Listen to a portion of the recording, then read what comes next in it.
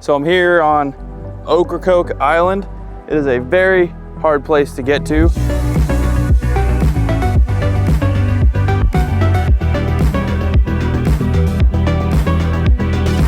A lot of people have been asking me some photography basics 101, and I thought that I would just sort of run down some things that when you're starting off with photography that you should do. Number one is I think you should always shoot in RAW.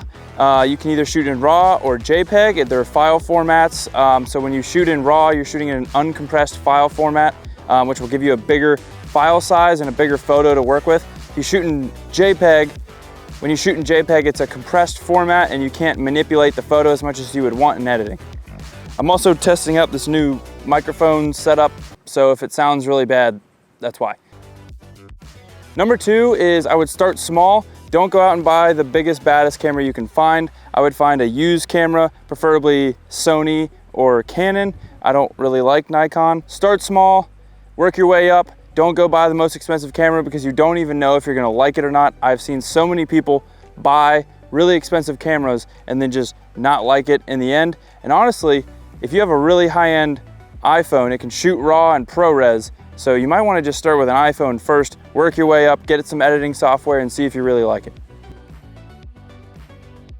Another tip is you always want to have an external hard drive for your photos. Do not store your photos on SD cards the entire time or your computer. You want to have an external hard drive that can store all your photos, and I never delete photos. So I always keep them on a hard drive and I just buy another hard drive when that one fills up.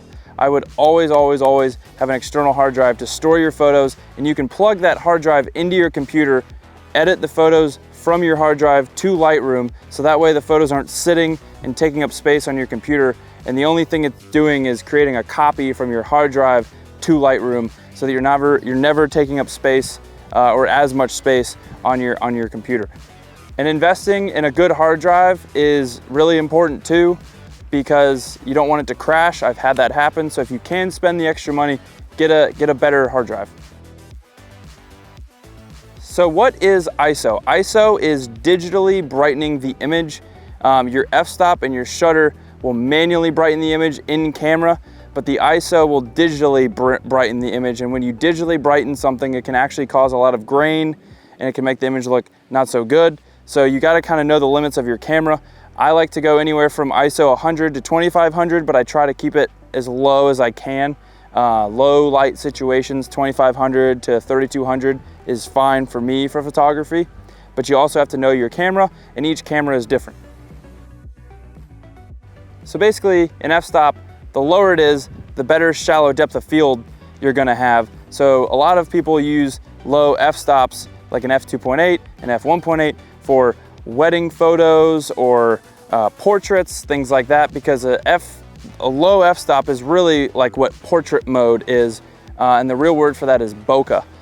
So when you're shooting a landscape shot, I like to have like an f11 because everything is in focus. So the lower the f-stop, the more focused in it is on certain objects, and the higher the f-stop, the more focused everything is. So if we're here and I'm gonna take a photo of this grand dune over here, I'm gonna use an f11 probably, preferably if I can, because it gets everything in focus. But if I were to take a picture, of this seashell, then I would probably want to use an f2.8 just so I can get really close up on this seashell here and see the detail. So that's what an f-stop is. Yeah, so that's what an f-stop is, essentially. So I asked some people on Instagram some questions. So some of the questions from Instagram are, how are you so good at what you do? It's very nice. Thanks, Stevie.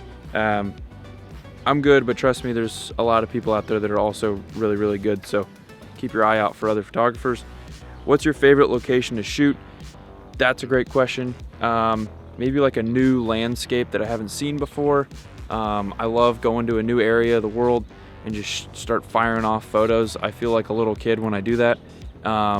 Probably mountains and snow would be my favorite, but water and the beach would be a close second.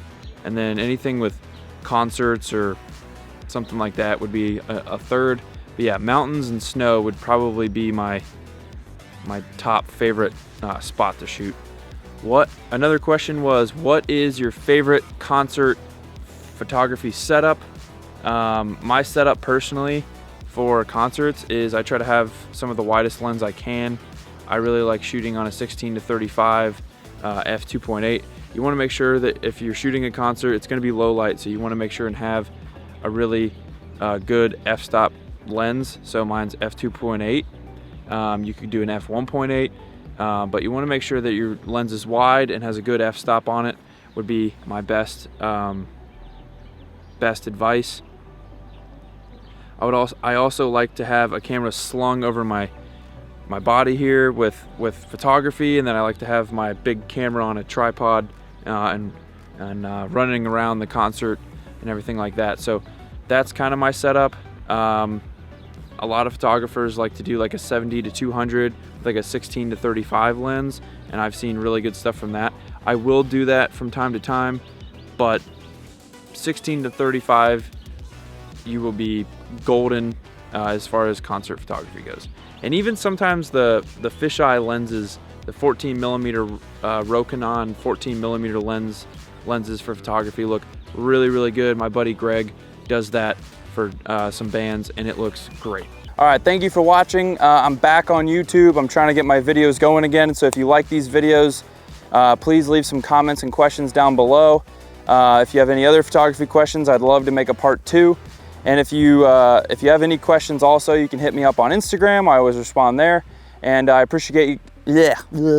And I appreciate, like I said, I'm kind of coming back to YouTube. But I really appreciate, oh my God, I appreciate y'all watching, and thank you.